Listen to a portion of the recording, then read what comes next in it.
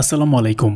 প্রিয় সুধী, হযরত নূহ আলাইহিস সালাম সম্পর্কে একেবারে কমন কিছু ঘটনা আমরা কম বেশি প্রায় সকলেই জানি, কিন্তু নূহ আলাইহিস সালামের সারা জীবনে ঘটে যাওয়া সমস্ত উল্লেখযোগ্য ঘটনাগুলো আমরা কজনই বা জানি। তাই আজকে প্রায় 40 মিনিট ধরে আমরা জানব হযরত নূহ আলাইহিস সালামের সারা জীবনে ঘটে যাওয়া সমস্ত উল্লেখযোগ্য ঘটনাগুলোর বিস্তারিত বিবরণ, যেগুলো হয়তোবা ইতিপূর্বে আপনার কখনোই জানা হয়নি। তাই অনুরোধ করব, হাতে সময় থাকলে এখনই প্রস্তুতি নিয়ে শুনতে থাকুন, অন্যথায় শেয়ার করে রাখুন, যাতে পরবর্তীতে যখন যতটুকু সময় পাবেন তখন ততটুকু করে শুনে নেবেন।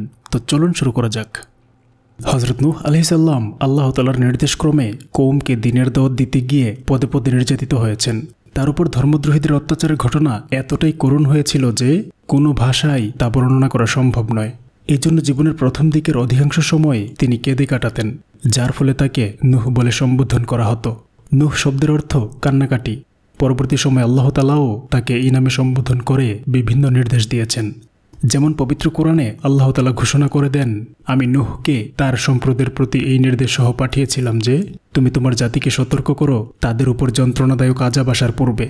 নূহ বললেন, হে আমার জাতি, আমি তোমাদেরকে স্পষ্টরূপে সতর্ক করছি যে তোমরা আল্লাহর ইবাদত করো এবং তাকে ভয় করো এবং আমার কথা মান্য করো, তাহলে তিনি তোমাদের গুনাহসমূহ ক্ষমা করবেন এবং তোমাদেরকে অবকাশ প্রদান করবেন এক নির্ধারিত প্রতিশ্রুতিকাল পর্যন্ত। নিঃসন্দেহে আল্লাহ যে প্রতিশ্রুতি দিয়েছেন, যখন তা এসে পৌঁছবে তখন আর অবকাশ দেওয়া হবে না, যদি তোমাদের কিছু বোধ শক্তি থাকে।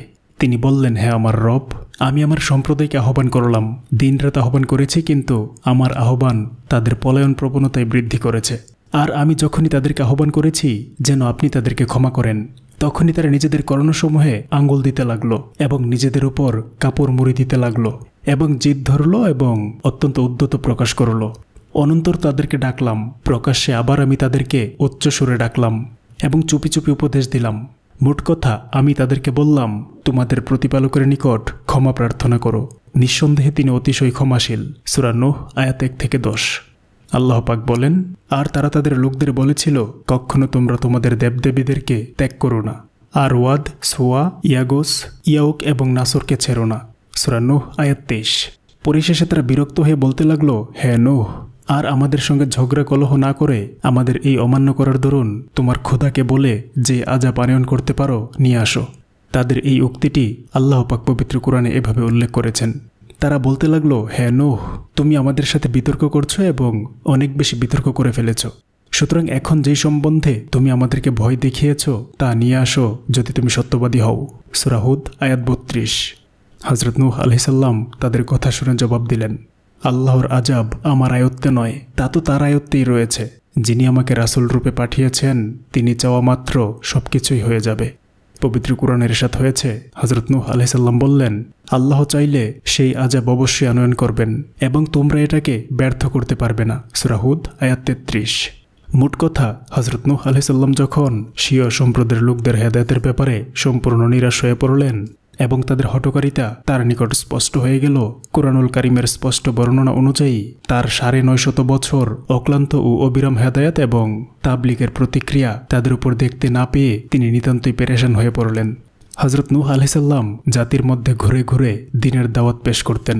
পাহাড়ের উপর উঠে চিৎকার দিয়ে বলতেন, একমাত্র আল্লাহ ছাড়া কেউ উপাস্য নেই। হে কওম, তোমরা আল্লাহর দাওয়াত গ্রহণ করে খাঁটি ঈমানদারের অন্তর্ভুক্ত হয়ে যাও। মূর্তি পূজার ন্যায় গর্হিত কাজ থেকে তোমরা ফিরে এসো। যদি তোমরা এই অন্যায় পথ থেকে ফিরে না আসো, তাহলে এখানে ও পরকালে ভীষণ শাস্তির সম্মুখীন হবে। সেই শাস্তি থেকে তোমাদেরকে কেউই রেহাই দিতে পারবে না। হযরত নূহ আলাইহিস সালাম এসব কথা এত জোরে বলতেন, যার শব্দ এলাকার সমস্ত ঘরে পৌঁছে যেত। এতে এলাকাবাসী খুবই বিরক্ত বোধ করত এবং হযরত নূহ আলাইহিস সালামের প্রতি ভীষণ ক্ষিপ্ত হতো। কেউ কেউ নূহ আলাইহিস সালামের আওয়াজ শুনে কানে মুখে কাপড় দিয়ে অবজ্ঞা প্রদর্শন করত, কেউ কেউ থুতু ফেলে বিরক্ত প্রকাশ করত, আবার কেউ অশ্রাব্য ভাষায় গালিগালাজ করত। কোনো কোনো এলাকায় গিয়ে তিনি ধর্মদ্রোহীদের হাতে ভীষণ মার খেয়েছেন, কোথাও গিয়ে আটকা পড়েছেন, কোথাও গিয়ে তিনি এত নির্যাতন ভোগ করেছেন যে কোনো মানুষের পক্ষে সহ্য করা সম্ভব নয়। একদিন হযরত নূহ আলাইহিস সালাম গোত্রের নিকট দ্বীনের দাওয়াত দিতে গিয়ে ভীষণ আক্রমণের সম্মুখীন হন। তাকে বেদম প্রহার করা হয়, তার শরীর রক্তে রঞ্জিত হয়ে যায়, সমস্ত কাপড় চোপড় রক্তে ভিজে লাল হয়ে যায়। তারপরেও পাষণ্ডরা হযরত নূহ আলাইহিস সালামের গলায় রশি লাগিয়ে মাটি দিয়ে টানতে থাকে। এমত অবস্থায় তিনি জ্ঞানহারা হয়ে পড়েন। তখন পশুর দল তাকে মাঠে ফেলে রেখে চলে যায়। এ সময় হযরত নূহ আলাইহিস সালামের একজন ভক্ত সেই পথ দিয়ে যাচ্ছিলেন। তিনি নবীর অবস্থা এরূপ দেখে চিৎকার দিয়ে কেঁদে উঠলেন এবং আল্লাহর দরবারে হাত তুলে দোয়া করলেন, হে আল্লাহ, নবীর শরীরের রক্ত মাটিতে প্রবাহিত হচ্ছে। এই অবস্থা আমার বরদাস্ত হয় না। তুমি মহান দয়াময় হয়ে এই দৃশ্য কিভাবে দেখছ? নবীর যখন জ্ঞান ফিরল তখন দেখেন তার একজন অনুসারী তার পরিচর্যা করছেন এবং অঝরে কাঁদছেন। তিনি তখন তাকে সান্ত্বনা দিয়ে বললেন, কেঁদো না, আল্লাহ তাআলার নিকট মর্যাদাবান হবার এটাই রাস্তা। তিনি এই আঘাতের বিনিময়ে অবশ্যই আমাকে মর্যাদাবান করবেন। এ সময় হযরত জিবরিল আলাইহিস সালাম সেখানে পৌঁছে বললেন, হে নবী, আল্লাহ তাআলা আপনাকে সালাম দিয়েছেন এবং আপনি কওমের ধ্বংসের জন্য যে কোনো গজব আযাবের দোয়া করবেন তার সঙ্গে সঙ্গে আল্লাহ তাআলা কবুল করে নেবেন বলে খবর দিয়েছেন। হযরত নূহ আলাইহিস সালাম বললেন, কওম ধ্বংস হলে আমি কাকে হেদায়েত করব? অতএব আল্লাহ তাআলা যেন আমাকে আরও কিছুদিনের সময় দান করেন। হযরত জিবরিল আলাইহিস সালাম তার সারা শরীরে হাত বুলিয়ে দিলেন এবং কিছুক্ষণ সেবা করলেন। এতে তিনি অল্প সময়ের মধ্যে কিছুটা সুস্থ হলেন। জিবরিল আলাইহিস সালাম তখন নবীর হাতে একটি গাছের ছোট একটি কাঁচা ঢাল দিয়ে বললেন, এটা আপনি এক জায়গায় পুঁতে রাখুন। এটা অল্প দিনে এক বিরাট গাছে পরিণত হবে। তারপর কি করতে হবে আল্লাহ তাআলা অবশ্যই আপনাকে জানিয়ে দিবেন। হযরত নূহ আলাইহিস সালাম তখন গাছের ডালটি জিবরিল আলাইহিস সালামের নিকট থেকে গ্রহণ করলেন এবং এক পাহাড়ের পাদদেশে রোপণ করলেন। এরপর নূহ আলাইহিস সালাম কয়েক দিনের মধ্যে সুস্থ হয়ে উঠলেন। তিনি পুরনো উদ্যম নিয়ে পূর্ণ দিন প্রচারের কাজে আত্মনিয়োগ করলেন। কয়েক বছর ধরে বহু দেশ তিনি সফর করলেন। তারপরে যেখানে তিনি কঠিনভাবে নির্যাতিত হয়েছিলেন সেই এলাকায় গিয়ে পৌঁছেন। এবার সেখানে তিনি বিরোধীদের কোনো তৎপরতা দেখলেন না, তাই তিনি ঘরে ঘরে কাজ আরম্ভ করলেন। এই সময় অনেক সন্তানদের পিতামাতা তার কাছে এসে বলল, হে মহাময়, আপনি সত্যি আল্লাহর নবী, তাতে কোনো সন্দেহ নেই। কারণ আমাদের এলাকার যে সমস্ত ছেলেরা আপনার সঙ্গে বেয়াদবি করেছিল তার অধিকাংশেরই হাত পা বিকলাঙ্গ হয়েছে, কারো কথা বলা বন্ধ হয়েছে, কারো চক্ষু অন্ধ হয়েছে, আবার কেউ পাগল হয়ে গেছে। অতএব আপনি ওদের মঙ্গলের জন্য আপনার প্রভুর নিকট দোয়া করুন। হযরত নূহ আলাইহিস সালাম অভিভাবকদের বললেন, হ্যাঁ, আমি ওদের আরোগ্যের জন্য দোয়া করব, তবে আপনারা আল্লাহ তাআলার উপর ঈমান আনুন এবং তার একত্ববাদে বিশ্বাস স্থাপন করে আমাকে তার নবী হিসেবে মেনে নিন। তখন তারা বলল, পূর্বপুরুষদের ধর্ম পরিত্যাগ করে নতুন ধর্ম গ্রহণ করা আমাদের পক্ষে সম্ভব নয়। এটা আমাদের গোত্রের লোকেরা আদৌ সহ্য করবে না, যার পরিণামে আমাদেরকে ভীষণ সংকটের সম্মুখীন হতে হবে এবং গোত্র থেকে বহিষ্কৃত হতে হবে।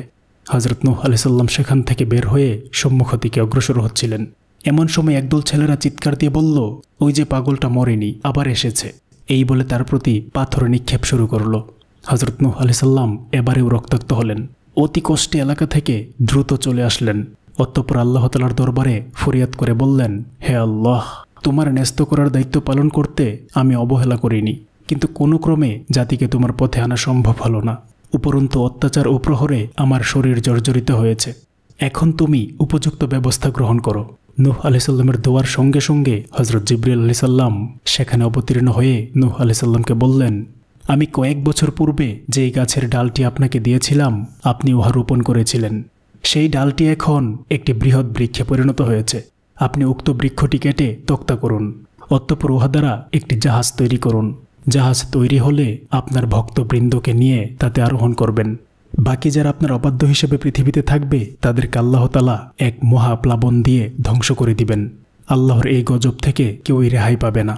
আপনি আপাতত সমস্ত কাজকর্ম বন্ধ করে অতি সত্বর জাহাজ নির্মাণের কাজে আত্মনিয়োগ করুন। হযরত নূহ আলাইহিস সালাম আল্লাহ তাআলার তরফ থেকে জাহাজ তৈরির করা নির্দেশ পেয়ে হয়রান হয়ে পড়েন। তিনি চতুর্দিকে ছোটাছুটি করতে আরম্ভ করেন। কোথায় লোকজন, কোথায় প্রয়োজনীয় মালপত্র, কিছুই তার জোগাড় নেই। তবুও আল্লাহ তাআলার নির্দেশ যথাসত্বর কার্যকরী করতে হবে। তাই তিনি তার গুটি কয়েক অনুসারীকে খবর দিলেন এবং আল্লাহর নির্দেশ সম্বন্ধে অবগত করলেন। অতঃপর তাদেরকে সহযোগিতা করতে বললেন। সকলে আল্লাহর নির্দেশ পালনের ক্ষেত্রে সব ধরনের সাহায্য সহযোগিতার আশ্বাস প্রদান করলেন। হযরত নূহ আলাইহিস সালাম তার রোপণ করা গাছটির নিকট গিয়ে অবাক হলেন।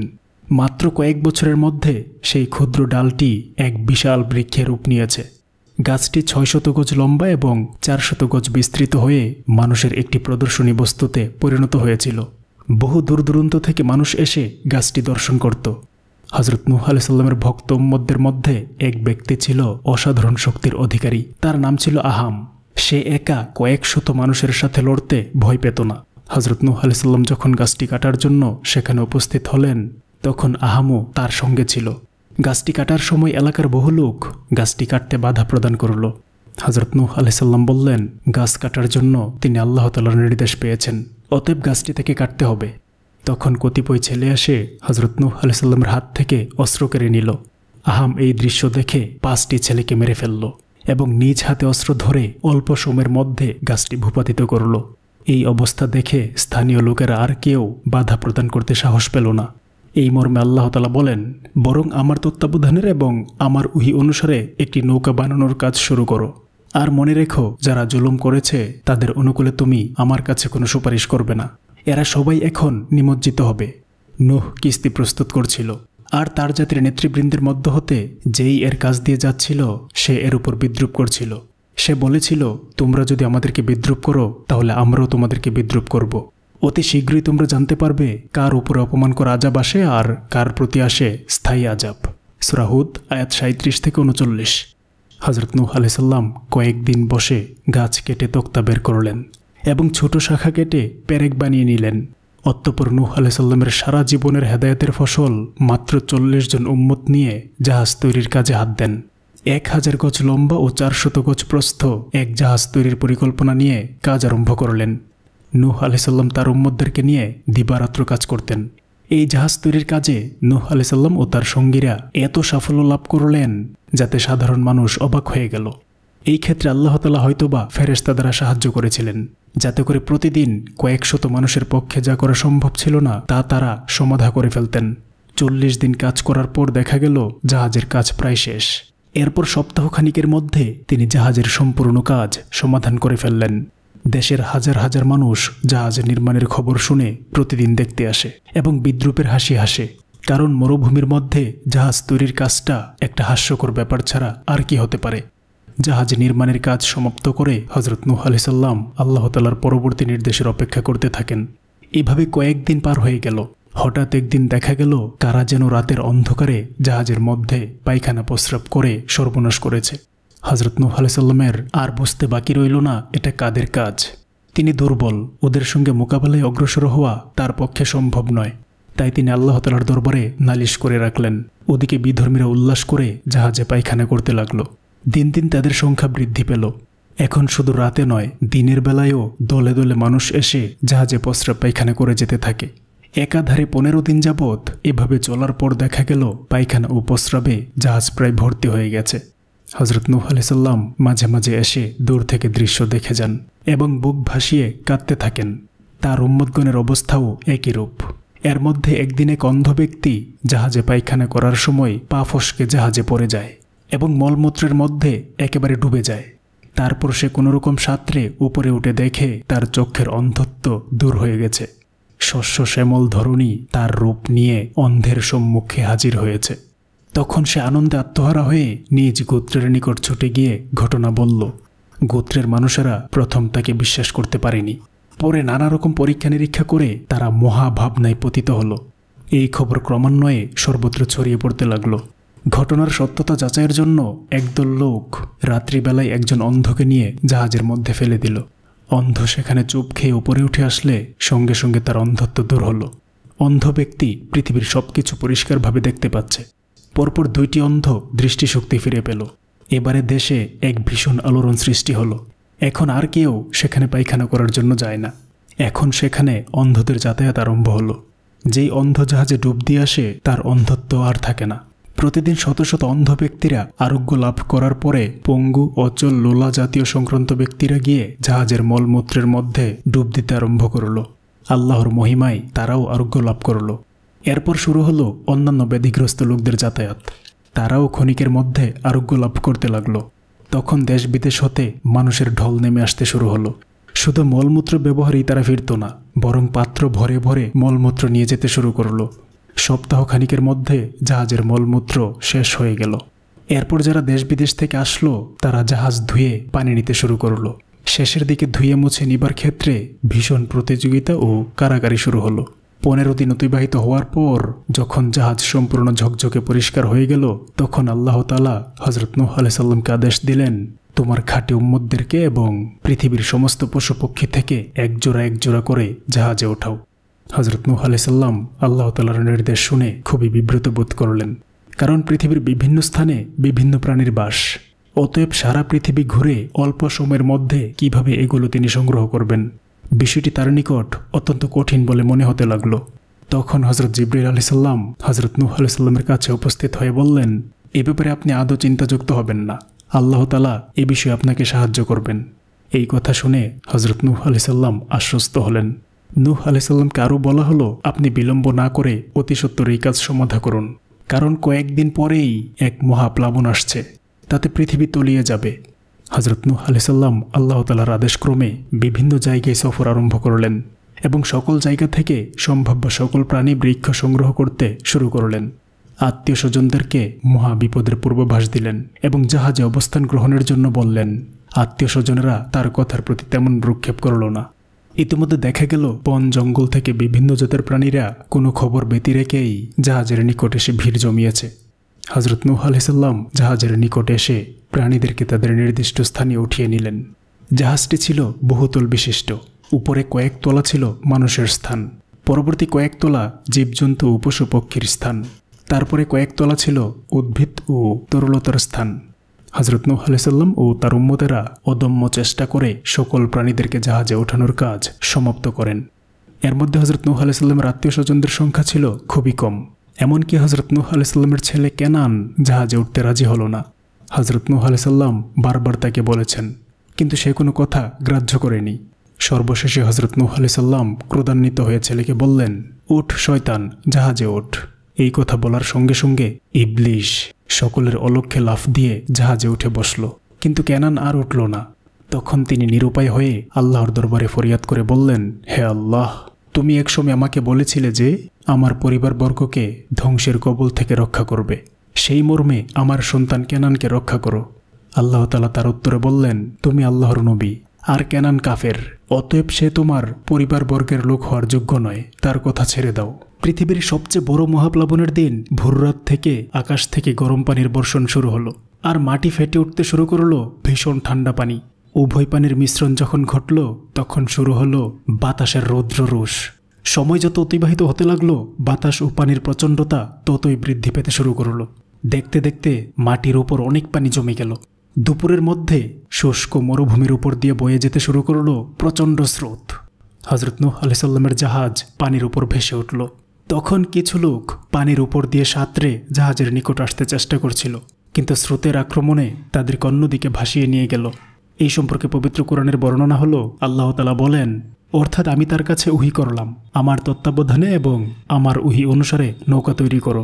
তারপর যখন আমার আদেশ এসে যাবে এবং চুলা উতলে উঠবে, তখন তুমি সব ধরনের প্রাণীদের এক একটি জোড়া নিয়ে এতে আরোহণ করো এবং পরিবার পরিজনদের সঙ্গে নাও, তাদের ছাড়া যাদের বিরুদ্ধে আগেই ফয়সালা হয়ে গিয়েছে, এবং জালিমদের ব্যাপারে আমাকে কিছুই বলো না, তারা এখন ডুবতে যাচ্ছে। সূরা আল মুমিনুন আয়াত 27।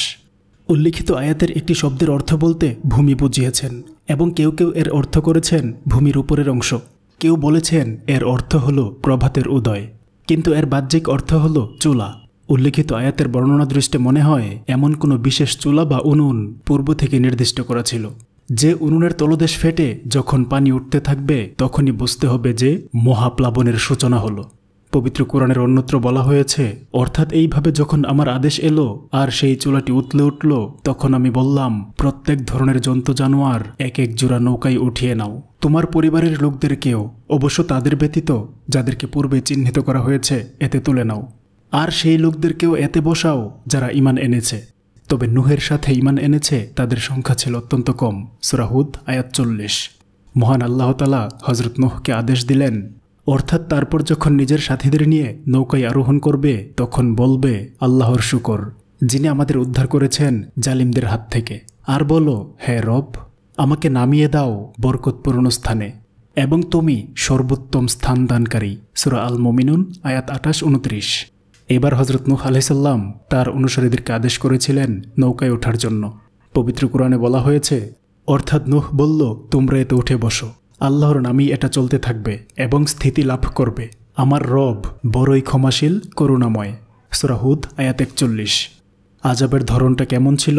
মহান আল্লাহর ভাষায় এইরূপ, অর্থাৎ তখন আমি আকাশের দুয়ারসমূহ উন্মুক্ত করে মুষলধারায় বৃষ্টি বর্ষণ করিয়েছি এবং জমিন বিদীর্ণ করে প্রস্রবণে পরিণত করেছি। আর এই সমস্ত পানি সেই কাজটি পূর্ণ করার কাজে লাগলো যা পূর্বে নির্দিষ্ট করা হয়েছিল। সূরা কামার আয়াত 11-12। বালুময় শুষ্ক মরুভূমিতে তেজস্বিনী স্রোতের ধারা বয়ে যাওয়ার ঘটনা কোনোদিন রূপকথায়ও শুনে নাই। তাই নূহ আলাইহিস সালামের জাহাজ নিয়ে দেশের নেতৃবৃন্দ থেকে আরম্ভ করে সাধারণ মানুষ সকলেই উপহাসের ভাষায় আলোচনা করে বেড়াত। কিন্তু যখন বাস্তব অবস্থা দেখল তখন তাদের জ্ঞান ফিরে এলো, আল্লাহর নবীর প্রতি ও তার কথার প্রতি আস্থা আসলো। তখন বীর অনুসন্ধানে অনেকে বাড়ি থেকে বের হলো, কিন্তু প্লাবনের গতি তখন এমন কঠিন রূপ ধারণ করেছিল যাতে করে গড় থেকে বের হয়ে আর কেউ রেহাই পেল না। স্রোতের কঠিন আঘাতে ছিটকে কে কোথায় চলে গেল তার কোনো পাত্তা থাকলো না। বাতাসের প্রচণ্ড আঘাতে সমস্ত গাছপালা উপড়ে স্রোতের টানে তড়িৎ গতিতে অজানা গন্তব্যে চলে যেতে শুরু করলো। ঘর, দালান, ইমারত কিছুই অবশিষ্ট থাকলো না। এক এক করে সব কিছুই নিশ্চিহ্ন হয়ে গেল। হযরত নূহ আলাইহিস সালামের ছেলে কেনান অতি উচ্চ এক পর্বতে গিয়ে আশ্রয় নিল। যখন সেই পাহাড় ডুবে গিয়ে পানি আরও উপরে উঠে গেল তখন সে আল্লাহর নামে তাসবিহ পড়া শুরু করল, কিন্তু নিষ্ঠুর ঝড় তাকে রেহাই দিল না। বাতাসের একটা প্রচণ্ড ঝাপটা এসে তাকে পাহাড়ের উপর ভীষণ জোরে আছাড় দিল। তাতে তার মাথা ও শরীরের সমস্ত হাড় গুঁড়া হয়ে গেল। তার লাশ পানিতে অজানা দেশে ভাসিয়ে নিল। বড় বড় পর্বতগুলোর চূড়া ভেঙে ভেঙে পানিতে পড়তে শুরু করল। কোনো জীব জানোয়ারের অস্তিত্ব দূরের কথা, মাটিও স্থির থাকল না। সমুদয় মাটি সমতলে পরিণত হলো। পৃথিবীর কোনো জীব জানোয়ার যেগুলো হযরত নূহ আলাইহিস সালামের জাহাজের বাইরে ছিল কেউই রেহাই পেল না। পৃথিবীর সর্বোচ্চ পর্বতমালার উপরে 40 গজ পর্যন্ত পানি উঠেছিল। অবস্থা দৃষ্টে মনে হচ্ছিল সমস্ত পৃথিবীটা অতল সমুদ্রের মাঝে তলিয়ে গেছে। হযরত নূহ আলাইহিস সালাম তার সঙ্গী সাথী ও জীব জানোয়ার নিয়ে জাহাজে নিরাপদে ছিলেন। জাহাজ নিজ গতিতে কোথায় যাচ্ছিল যাত্রীরা তার কোনো খবর রাখত না। জাহাজ অধিকাংশ সময় বাইতুল্লাহর চতুর্দিকে ঘুরে ঘুরে তাওয়াফ করে চলছিল। আল্লাহ তাআলা এই বিভীষিকাময় তুফান ও প্লাবনের মাঝে জাহাজখানি নিরাপদ রেখেছেন। যাত্রীরাও ভীষণ প্রলয় সম্বন্ধে কিছুই অবগত হতে পারেনি। ইবলিশ জাহাজের মধ্যে কয়েক মাস আত্মগোপন করেছিল। একদা তার মাথায় কুবুদ্ধি আসলো। ইবলিশের ইচ্ছা ছিল ইঁদুর দ্বারা জাহাজ ছিদ্র করে দিলে জাহাজে পানি উঠে সেটি তলিয়ে যাবে। তখন হযরত নূহ আলাইহিস সালাম ইবলিশকে ডেকে অবৈধভাবে জাহাজে ওঠার বিষয় জিজ্ঞেস করলেন। তখন ইবলিশ বলল, হে আল্লাহর নবী, আমি আপনার আদেশ ছাড়া জাহাজে উঠিনি। আপনি যখন আপনার সন্তান কেনানকে জাহাজে ওঠার জন্য শেষবারের মতো বলছিলেন তখন তাকে গালির স্থলে বলেছিলেন, উঠ শয়তান, জাহাজে উঠ। তখন আমি আপনার ওই কথাটি আমার জন্য আদেশ মনে করে জাহাজে উঠে পড়ি। অতএব এখন আমাকে অবৈধ প্রবেশকারী বলতে পারবেন না। হযরত নূহ আলাইহিস সালাম ইবলিশের কথার জবাব দিলেন না।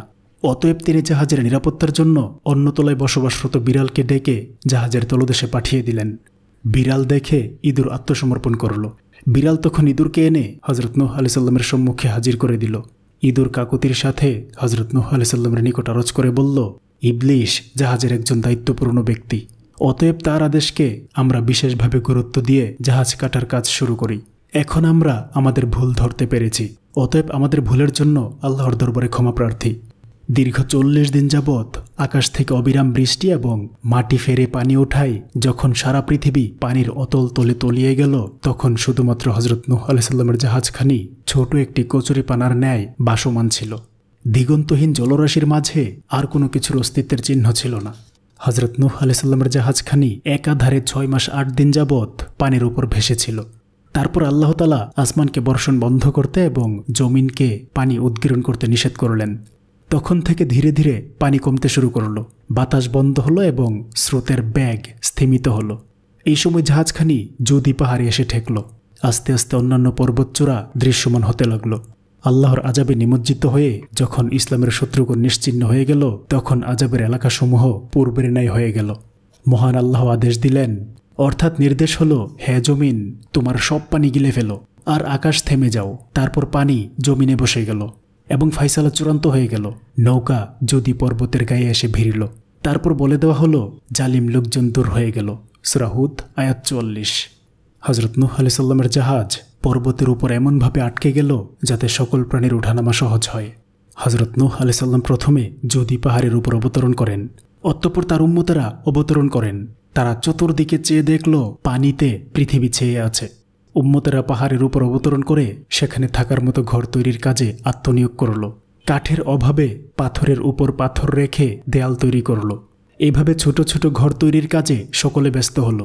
এই সময়ের মধ্যে জমিনের পানি সবটুকু নিঃশেষ হলো। তখন হযরত নূহ আলাইহিস সালাম পক্ষীগুলোকে জমিনের পানি মাপার জন্য প্রেরণ করলেন। এগুলোর মধ্যে শুধু কবুতর এসে জানায় অতি সামান্য পানি বাকি আছে। তখন তিনি উম্মতদেরকে বিভিন্ন জাতের উদ্ভিদ দিয়ে জমিনে প্রেরণ করলেন, তারা যেন উদ্ভিদদের উপযোগী স্যাঁতসেঁতে মাটিতে এগুলো পুঁতে আসেন। উম্মতেরা নবীর আদেশ অনুসারে বিভিন্ন উদ্ভিদ চারা নিয়ে জমিনে গেলেন এবং সেখানে সযত্নে পুঁতে আসলেন। অতঃপর নূহ আলাইহিস সালাম সমস্ত জীব জানোয়ারকে জমিনে পৌঁছে দিতে আদেশ দিলেন। উম্মতেরা তখন জীব জানোয়ারদেরকে ধরে ধরে পাহাড়ের উপর থেকে নামিয়ে দিলেন। কোনো কোনো জানোয়ার নিজেরাই নামতে সক্ষম হলো। উম্মতেরা জমিনের চতুর্দিকে তাকিয়ে দেখতে লাগলেন। সর্বত্র পরিষ্কার দেখা যায়, তবে উত্তর দিকে কিছু দূরে একটি বাগানের মতো কি যেন মনে হয়। উম্মতেরা এই ব্যাপারটি দেখে অবাক হলেন এবং রহস্য উদ্ঘাটনের জন্য সেই দিকে রওনা করলেন। ধীরে ধীরে সম্মুখে অগ্রসর হয়ে দেখলেন বাস্তবে কি একটি বিরাট বাগানের অস্তিত্ব সেখানে বিরাজমান। এমন প্লাবনের পরে কোনো বাগানের অস্তিত্ব পৃথিবীতে বাকি থাকতে পারে, এটা তাদের নিকট অতি বিস্ময়কর বলে মনে হলো। তারা আরও সম্মুখে অগ্রসর হয়ে দেখল এক সুবিশাল বাগিচা। উম্মতেরা কৌতূহল বসে বাগানের মধ্যে প্রবেশ করে দেখলেন সেখানে এক গোয়াল ঘরে এক গাভী, আস্তাবলে অনেক ঘোড়া এবং কতিপয় মানুষও সেখানে ঘোরাফেরা করছে। তখন তারা লোকগুলোর নিকট গিয়ে জিজ্ঞেস করল, ভাই আপনারা কারা? তারা বলল, আমরা গরিব কৃষক। উম্মতেরা জিজ্ঞেস করল, আপনারা এখানে কিভাবে বেঁচে রইলেন? সারা পৃথিবীব্যাপী এত বড় ভয়াবহ প্লাবন হলো, তার মাঝে আপনাদের বস্তি ও আপনারা কিভাবে রক্ষা পেলেন? কৃষকরা বলল, ভাই আমরা এখানে সামান্য বৃষ্টি ব্যতীত আর কিছুর খবর জানি না। আমরা হযরত নূহ আলাইহিস সালামের উম্মত বলে দাবি করি, কিন্তু দুর্ভাগ্য তাকে আমরা আজও পর্যন্ত চোখে দেখিনি।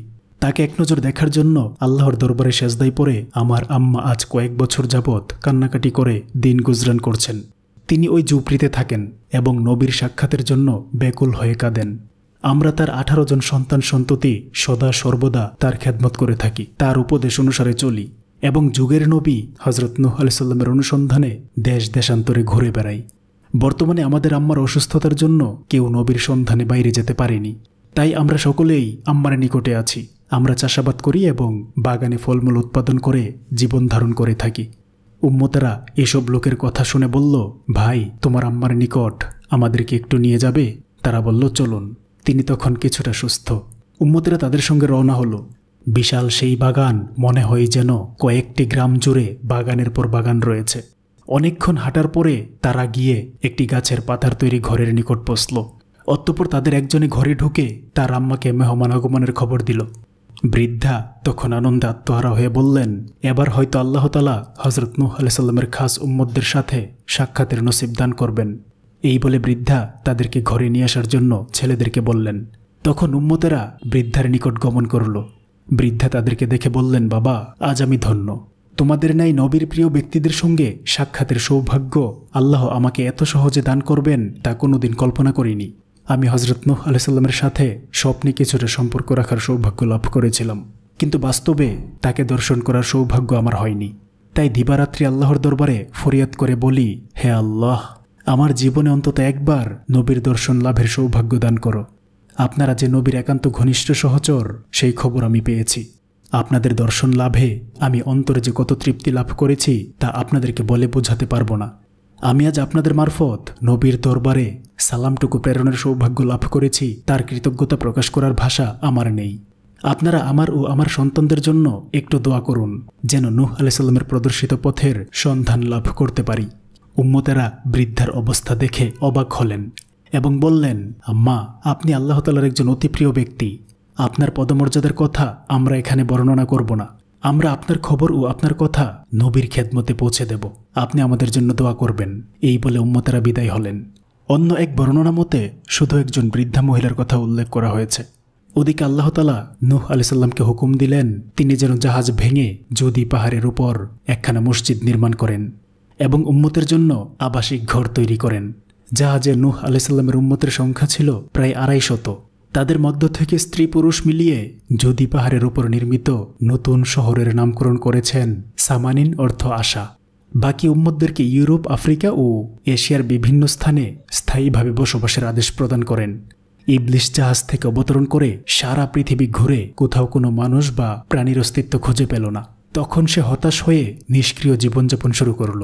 কয়েকদিন এভাবে থাকার পরে তার ধৈর্য আর মানল না।